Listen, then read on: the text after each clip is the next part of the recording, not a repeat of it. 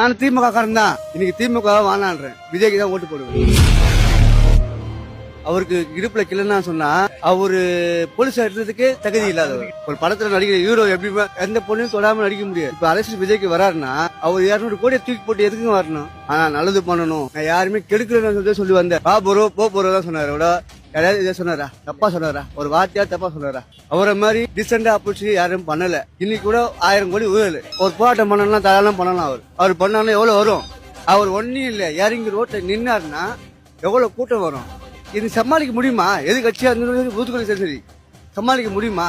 ஏன் அப்படி 20 வருஷம் அரசியல் என்ன பண்ணீங்க? நான் திமுக காரன் தான், பக்கா திமுக. வானம்பாட்ட சொன்னீங்கன்னா உலகத்துல பக்கா திமுக காரன். எங்க ஜாதியில இருந்து, எங்க அப்பல இருந்து, என் தாத்தால இருந்து திமுக காரன் தான். ஆனா இன்னைக்கு திமுக வானான்றேன், விஜய்க்கு தான் ஓட்டு போடுவேன்.